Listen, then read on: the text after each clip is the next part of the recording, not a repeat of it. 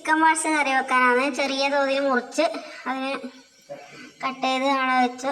അതിന് ഉള്ളി, പച്ചപ്പറങ്കി, തക്കാളി, വെളുത്തുള്ളി, എന്നിട്ടൊരു മൺചട്ടി വെച്ച് അതിലേക്ക് ഉള്ളി പച്ചപ്പറങ്കിയും ഇട്ട് കുറച്ച് വഴറ്റുക. വഴറ്റിയ ശേഷം കുറച്ച് ഉപ്പിടുക. ഉപ്പിട്ട ശേഷം കുറച്ച് ഇളക്കുക. എന്നിട്ട് അതിലേക്ക് വെളുത്തുള്ളിയും തക്കാളിയും ഇടുക. എന്നിട്ട് വഴറ്റുക. എന്നിട്ട് അതിലേക്ക് ചിക്കൻ പാർട്സ് ഇടുക. എന്നിട്ട് അതിലേക്ക് പറങ്കിപ്പൊടി, കുരുമുളക് പൊടി, മഞ്ഞൾപ്പൊടി ഇളക്കുക. എന്നിട്ട് കുറച്ച് മല്ലിപ്പൊടി ഇടുക. എന്നിട്ട് കുറച്ച് വെള്ളം ഒഴിക്കുക.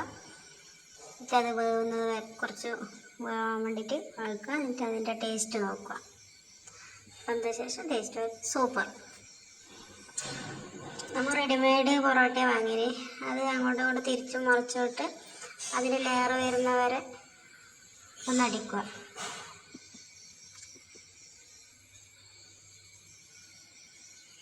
സൂപ്പർ. എല്ലാ പ്ലേറ്റിലേക്കിട്ട്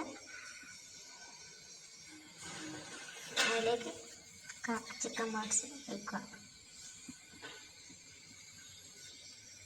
ടേസ്റ്റ് നോക്കുക. മുർത്തു